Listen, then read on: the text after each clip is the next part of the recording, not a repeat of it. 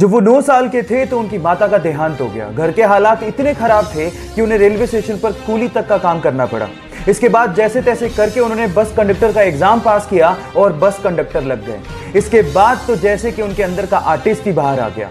लोग ऐसा कहते हैं कि बस कंडक्टर के तौर पे वो काफी ज्यादा फेमस हो गए थे क्योंकि वो बहुत ही स्टाइल से सीटी मारा करते थे और बहुत ही स्टाइल से टिकट काटा करते थे।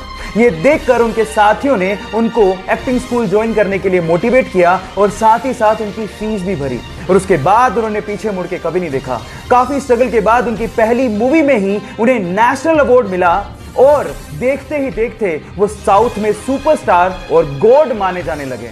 जहां हालात ये हैं कि बाकी एक्टर्स को अपनी मूवीज हॉलिडे के दिन रिलीज करनी पड़ती है, वहीं जब इस सुपरस्टार की मूवी आती है तो अपने आप वो दिन हॉलिडे हो जाता है। Yes, I am talking about Thalaiva रजनीकांता।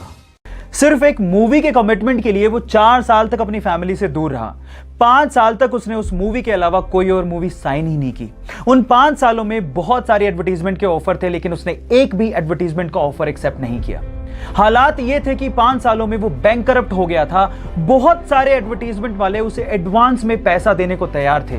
पैसे की तंगी थी, उसके बावजूद भी उसने एक भी एड नहीं की और सिर्फ उस मूवी पे ध्यान दिया। फाइनली वो मूवी हिंदुस्तान के इतिहास की सबसे बड़ी ब्लॉकबस्टर साबित हुई। 2000 करोड़ का बिजनेस करके उसने सबको चौंका दिया। गलत किया देवसेना, औरत पर हाथ डालने वाले की उंगलियां नहीं काटते हैं उसका गला। Yes, I am talking about Baahubali और स्टार एक्टर का नाम है प्रभास। सो गाइज, सीखने लायक ये है, if you are committed towards anything you will be successful one day.